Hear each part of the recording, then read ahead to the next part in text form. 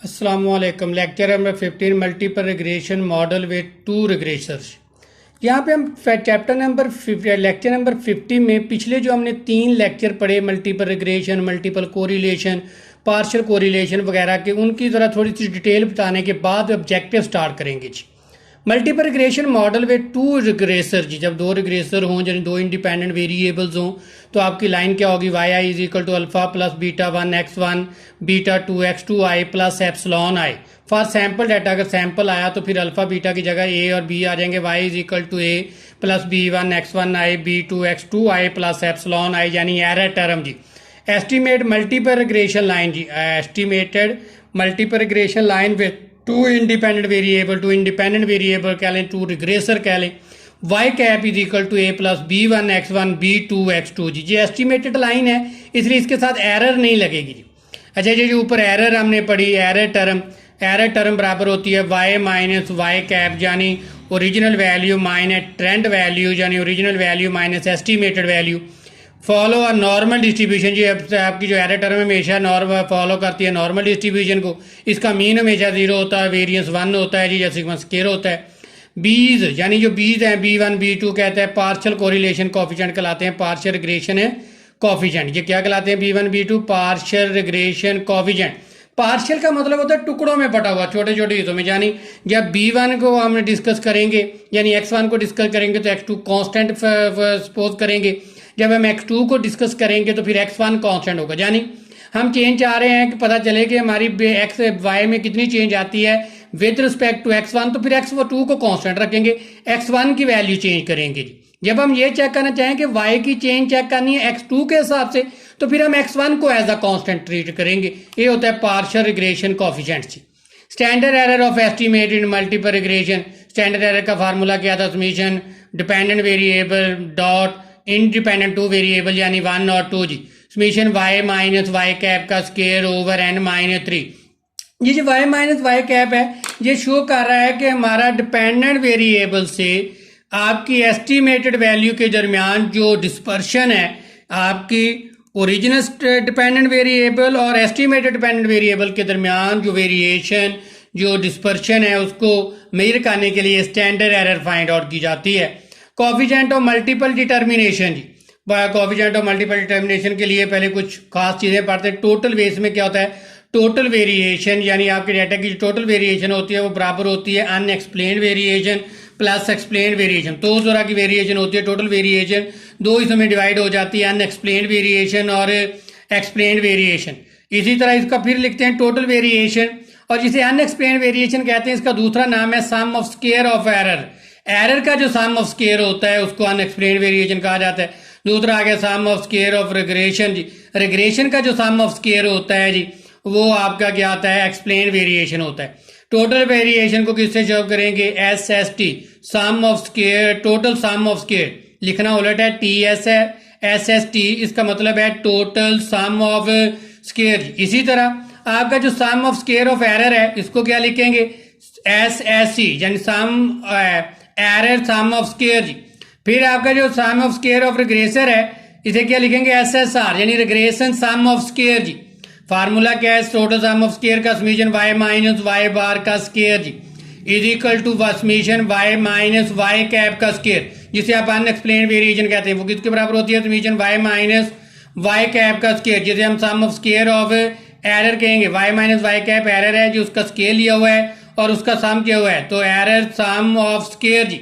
फिर आ जाएगा summation y cap minus Y bar का स्क्वायर, जिसे हम एक्सप्लेन वेरिएशन या sum of square of regressor कहेंगे। अब हमने ये तो इक्वेशन पढ़ी टोटल वेरिएशन की, अब हमने फाइंड आउट करना है कोफिशिएंट ऑफ मल्टीपल डिटर्मिनेशन। उसका फार्मूला क्या है जी, multiple coefficient of multiple determination note किया जाता है लार्ज आर स्क्वायर से। Large R square 1 dot Y यानी dependent variable dot two independent variable यानी 1 और 2 बराबर होता है sum of square of regression over total sum of square के, या सम ऑफ स्क्वायर का दूसरा रिग्रेशन सम ऑफ स्क्वायर का दूसरा नाम क्या है, explain variation. Total sum of square का मतलब क्या है, टोटल वेरिएशन। जो दोनों एक ही चीजें लिखी हुई हैं जी। रिग्रेशन सम ऑफ स्क्वायर का दूसरा नाम एक्सप्लेन वेरिएशन है जी, ओवर टोटल वेरिएशन। अच्छा, एक्सप्लेन वेरिएशन का फार्मूला क्या था, summation Y cap minus Y bar का स्क्वायर ओवर जी total sum of square and summation y minus y bar का स्केयर।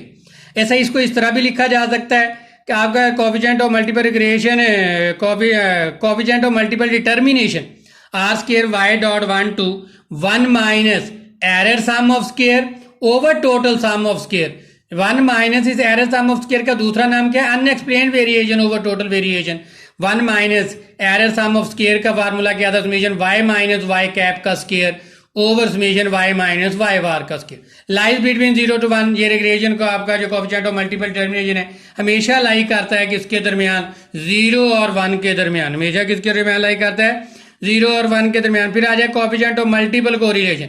इसी कोफिशिएंट ऑफ मल्टीपल डिटर्मिनेशन का अंडर रूट ले लिया जाए, स्क्वायर रूट ले लिया जाए तो कोफिशिएंट ऑफ मल्टीपल कोरिलेशन आ जाते हैं। इसके और फार्मूला थे वो आप लोगों ने पीछे पढ़ लिए हुए हैं।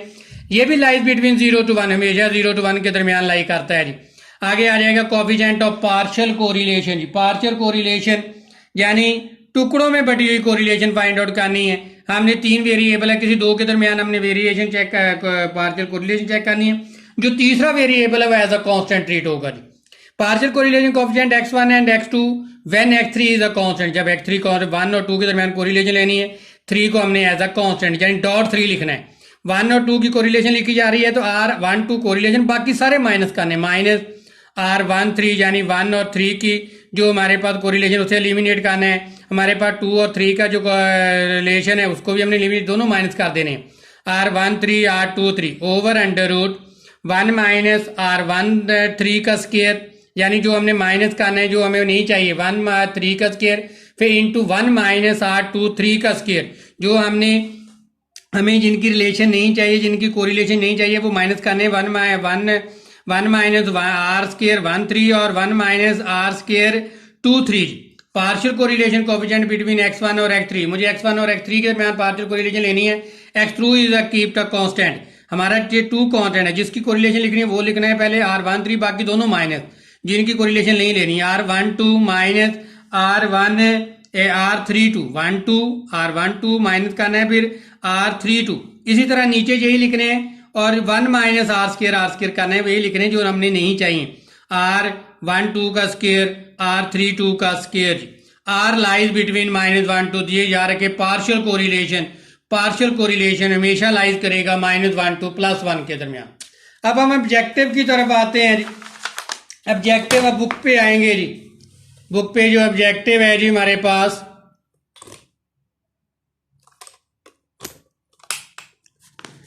फर्स्ट ऑब्जेक्टिव है हमारे पास, कहता है range of multiple correlation. Multiple correlation की रेंज हमेशा लाई करती है 0 to 1 के दरमियान जी। मल्टीपल कोरिलेशन की रेंज हमेशा लाई करती है 0 to 1 के दरमियान जी। ठीक हो गया जी। इसके बाद हमारे पास आ जाएगा multiple regression equation exist when independent variables are uncorrelated. जो आपस में इंडिपेंडेंट वेरिएबल होते हैं उनके दरमियान कोई रिलेशन नहीं होती, अनकोरिलेटेड होते हैं जी इंडिपेंडेंट वेरिएबल आपस में। For multiple regression summation y minus y bar का स्केयर, जिसे टोटल वेरिएशन कहेंगे, यानी SST total sum of square. आगे आ जाएगा summation y minus y cap का स्केयर, मीन जिसे हम अनएक्सप्लेन्ड वेरिएशन कहते हैं, या इसको और क्या कहते हैं, sum of square of error जी, यानी SSE जी। Multiple coefficient of determination are square find out करना है। फार्मूला क्या हो जाएगा, 1 माइनस SSE ओवर SST जी आर स्केयर का जी।